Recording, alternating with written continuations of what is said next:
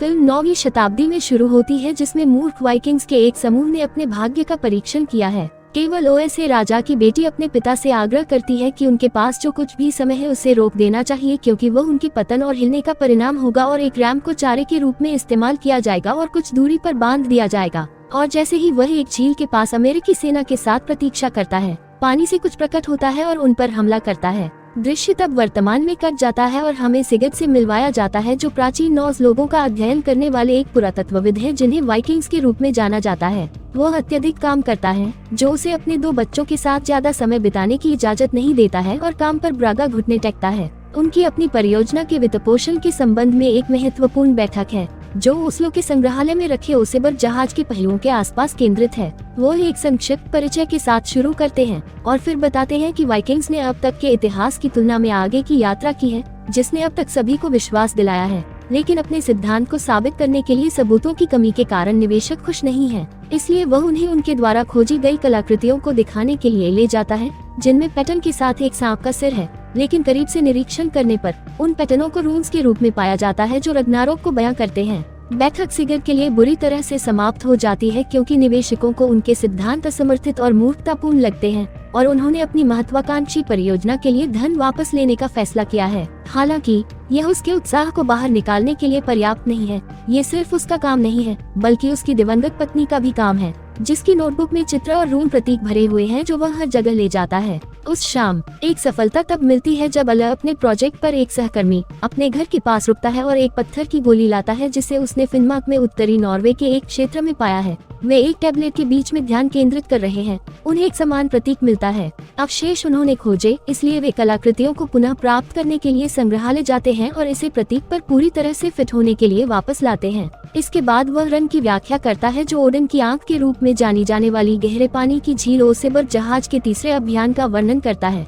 और एक नक्शा दिखाता है जो उन्हें वाइकिंग खजाने तक ले जा सकता है। साधक अपनी नई खोज का सर्वोत्तम उपयोग करने का निर्णय लेता है और अपने बच्चों को फिनमार्क में साथ चलने के लिए राजी करता है, जो उनकी गर्मी की छुट्टी के रूप में काम करेगा। और वह नील डिग्री चलाने के लिए अपना काम तभी जारी रख सकता है जब वह उसे एक नया कंप्यूटर खरीदने का वादा करता है और उसे एक खुद के लिए सौदा। जल्द ही वे फिनमार्क के लिए उड़ान भरते हैं, जहाँ उनका स्वागत अलग के शोध सहायक एलिजाबेथ और एक छायादार दिखने वाले गाइड लाइफ द्वारा किया जाता है। वे एक बाढ़ के पार आते हैं, जो प्रवेश निषेध चेतावनी के साथ नॉर्वे और सोवियत संघ के बीच पुरानी सीमा हुआ करती थी। लेकिन यह उन्हें रोकने के लिए काफी नहीं है। बेशक यह उसके बच्चों के लिए अंतिम छुट्टी है, इसलिए वे एक उद्घाटन को काटने के बाद इसके माध्यम से अपना रास्ता बनाते हैं और बाढ़ का जीवन उन्हें मीलों तक पवित्र झील में लाता है, जो उस छोटी सी द्वीप को घेरता है जिसे उन्होंने आंख के रूप में पहचाना था। ओडन एक काम चलाओ बेड़ा और लॉग और शाखाओं से बने दरवाजों का उपयोग करके पानी को पार करके द्वीप को जारी रख सकता है। एक बार जब वे द्वीप पर पहुंच जाते हैं, तो वे धातु के अवशेषों का पता लगाने के लिए अपने डिटेक्टरों का उपयोग करते हैं और कई शेल केसिंग ढूंढते हैं,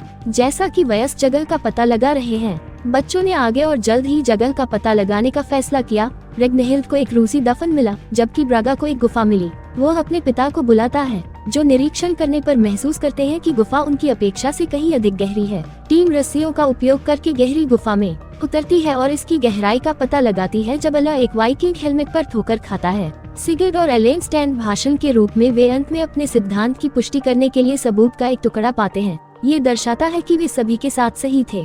वाइकिंग्स ने फिनमार्क के लिए अपना रास्ता बना लिया है। इस तरह के और सबूतों की तलाश करते हुए ब्रागा उथले पोखर में एक अंडाकार वस्तु पाता है और वह उसे अपने रुकसाक में छिपा लेता है। समूह कई अन्य वस्तुओं जैसे हथियारों और कवच के टुकड़ों को पाकर उत्साहित है और सिगर्ड आश्चर्य करता है कि वे इसे ओस्लो के संग्रहालय में कैसे ले जा रहे हैं। लेकिन जीवन एक अवसरवादी बन जाता है और मामले को अपने हाथों में ले लेता है जब उसे पता चलता है कि समूह कलाकृतियों को लाभ के लिए बेचने के बजाय संग्रहालय को देने का इरादा रखता है। बंदूक की नोक पर वो उन्हें उनके सभी निष्कर्ष और पत्ते पैक करवाता है। रस्सियों को ढीला करने के बाद टीम और गुफा को छोड़कर जीवन कामचलाओ ग्राफ पर बच जाता है, लेकिन लंबे समय के बाद वह पैडल मारना शुरू कर देता है।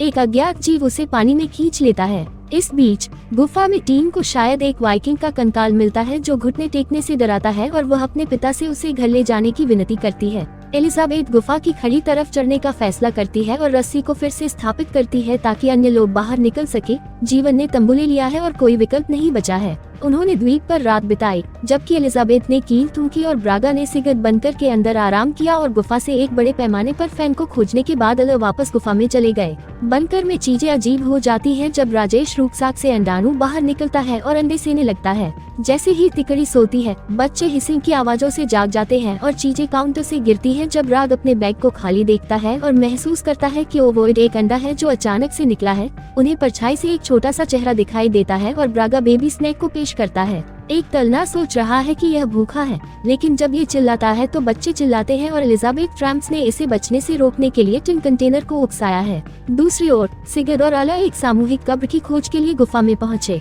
और नोटों का जिक्र करने के बाद सिगद ने अला के साथ अपने डर को वाइकिंग जहाज पर प्रमुख पदों के बारे में साझा किया, जो एक वास्तविक प्राणी का प्रतिनिधित्व करता है जो कि 1000 साल पहले वहां रह सकता था। तभी नीचे से कुछ चमकीला दिखाई दिया। पोखर अले की आंखों को पकड़ लेता है और वे एक रूसी सैनिक के विघटित कंकाल को बाहर निकालते हैं। अभी भी एक वर्दी पहने हुए है जो वाइकिंग्स के समान ही मर गया। वे स्तब्ध खड़े हैं क्योंकि जीव के अस्तित्व के बारे में उनकी समझ त्रुटिपूर्ण है और उनका सबसे बुरा डर सच होने वाला है, क्योंकि वे एक भयानक नागिन प्राणी की पहली झलक देखते हैं। वे गुफा से बाहर भागते हैं, बंकर के बच्चों और एलिजाबेथ के लिए खतरे को भांपते हुए। बच्चे की हत्या स्पगेटी खड़खड़ाती है और बॉक्स के अंदर चीखती है जो केबल को हिलाती है, जो लिंक तक जाती है और वयस्क नागिन को सचेत करती है। जीव पूरे बंकर को झील की ओर खींचते हुए केबल पर खींचता है, इसलिए एलिजाबेथ जल्दी से बच्चों को बंकर से बाहर धकेलती है, लेकिन इससे पहले कि उनमें से कोई भी बाहर निकल पाता, दरवाजा अचानक बंद हो जाता है और जाम हो जाता है, जिससे वे आगे खींचे जाने पर एक स्प्रिंग के अंदर फंस जाते हैं। लेकिन बंकर सिगत देते हुए छोटे पेड़ों पर अटक जाता है और अले जो दरवाजा खोलने और उन्हें बचाने के लिए कुछ समय पहले ही पहुंचे थे। राग को बचाया जाना सबसे अंत में है और उसे बंकर से बाहर निकालने की प्रक्रिया में गायक उस बैग को भी बाहर निकालता है जिसमें एक बेबी डेंजर नूडल के साथ बॉक्स होता है। टीम कुछ सांस लेने के लिए रुकने से पहले जंगल में गहरी दौड़ती है। जो अभी अभी हुआ उससे हर कोई हिल गया। वे तय करते हैं कि उन्हें जाने की जरूरत है और कुछ ऐसा बनाने के लिए चीजें इकट्ठा करना शुरू करें जो उन्हें झील पार करने में मदद करे। चीजों को इकट्ठा करते समय अला एक बीनी नागिन के साथ धातु के बक्से को ढूंढता है और इसे वापस जीवित करने के इरादे से अपने लिए रखने का फैसला करता है। एक मजबूत हुक और एक बंदूक और टैंक खोजने के बाद वे हुक को रस्सी से बांध देते हैं और एलिजाबेथ पानी के पार मुख्य भूमि तक एक जिप लाइन चलाती है। अला पहले बच्चों के पीछे जाता है, लेकिन जब सिगरेट की हलचल होती है तो उसकी रस्सी बीच में फंस जाती है और एलिजाबेथ को रस्सी पर खुद को खींचने में मदद करनी पड़ती है। जब उसका हुक ढीला हो जाता है तो सेक्टर मुश्किल में पड़ जाता है और वह एकमात्र सहारे से वहीं लटक जाता है, एक और हुक जो ढीला हो रहा है। लेकिन एलिजाबेथ समय पर पहुंचती है और सिगरेट के झील में गिरने से कुछ सेकंड पहले ही उसे सुरक्षित कर लेती है। उनकी पंक्तियां अभी खत्म नहीं हुई हैं क्योंकि सर्प उनकी ओर तैरता है और पहली बार खुद को पूरी तरह से प्रकट करता है क्योंकि वह उन पर हमला करने के लिए पानी से बाहर आता है। यह एलिजाबेथ और सिगरेट को पानी में गिराने वाली रस्सी को काट देता है। अला के हमले को विफल करने के लिए आंख में गोली मारने के बाद वे मुश्किल से इसे पानी से बाहर निकालते हैं। जीव उन्हें इतनी आसानी से नहीं जाने देगा और जमीन पर उनका पीछा करेगा। समूह एक अन्य भूमिगत बंकर के अंदर भागता है और दरवाजा बंद कर देता है जैसे ही सांप दरवाजे पर हमला करता है और उसे खोलने की कोशिश करता है। वे एक रास्ता खोजने के लिए अलग हो गए क्योंकि बंकर एक बड़े क्षेत्र में फैला हुआ है, लेकिन उनमें से कोई भी रास्ता नहीं खोज सकता है। बेबसी से वे सभी अंदर बैठ जाते हैं और रागहिल्ड अपनी माँ की नोटबुक को देखने लगता है। वह एक गायिका से नोटबुक में प्रतीकों का अनुवाद करने के लिए कहती है। सिगर्ड उसे बताता है कि प्रतीक रून्स हैं जो एक वाइकिंग राजा के बारे में एक कहानी सुनाते हैं जो अपनी सेना को एक प्राणी को पकड़ने के लिए लाया था, लेकिन ये रन का एकमात्र हिस्सा था जिसे वह समझ नहीं पाया। राजा की बेटी ओएसए को अपने पिता और उसके आदमियों के अपनी स्वार्थी इच्छाओं के आगे झुकने के बाद ही जीवित रहना चाहिए था। अब सिगर्ड समझता है कि रून पत्थर ऐसे की ओर से पीढ़ियों के लिए जीव को अकेला छोड़ने की चेतावनी थी। सिगरेट के दिमाग में एक विचार आता है जब वह वेंट पाइप को नोटिस करता है और सुझाव देता है कि वे पाइप का अनुसरण करें जो उन्हें बाहर का रास्ता दिखाएगा और जल्द ही वे छत के दरवाजे के माध्यम से बाहर निकलने का रास्ता खोज लेंगे। वे सीढ़ी बनाने के लिए अलमारियों का उपयोग करते हैं और दरवाजे तक पहुंचने के लिए सिगरेट अला को अपने कंधे पर ले जाता है और वह इसे सफलतापूर्वक खोलकर बाहर निकल जाता है।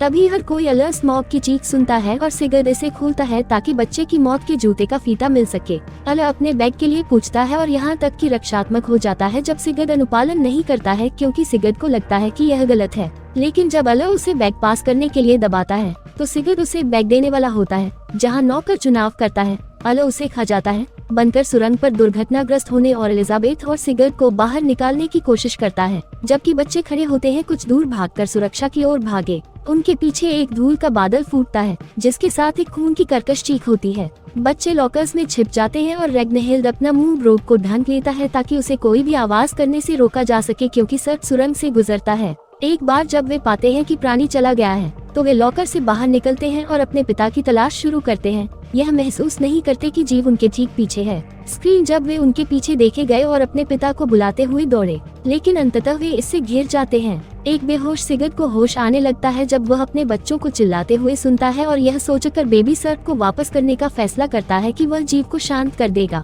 जैसे जीव बच्चों पर हमला करने वाला है। सिगर्ड एक बच्चे के साथ उनकी ओर चलना शुरू कर देता है, कोई समस्या नहीं, जो नागिन को विचलित करता है और उसकी आवाज का अनुसरण करता है। सर्प जल्द ही सिगर्ड के सामने आता है और अब एक जीव के साथ आमने सामने होता है। सिगर्ड बच्चे को वापस लौटा देता है और जीव बिना किसी को नुकसान पहुंचाए चला जाता है। सिगर्ड अपने बच्चों के पास जाता है और उन्हें अपने जीवन को खतरे में डालने के लिए माफी मांगते हुए गले लगाता है। वे तब अपना रास्ता बनाते हैं जहां एलिजाबेथ बेहोश पड़ी है, और अपना रास्ता बनाने से पहले उसकी मदद करने के बाद प्राणी और उसके वंश को अकेला छोड़ने के लिए उस चेतावनी का पालन करने में उनके साथ रहस्य ले गया। और यह इस फिल्म के रिकैप के लिए एक रैप है। देखने के लिए धन्यवाद।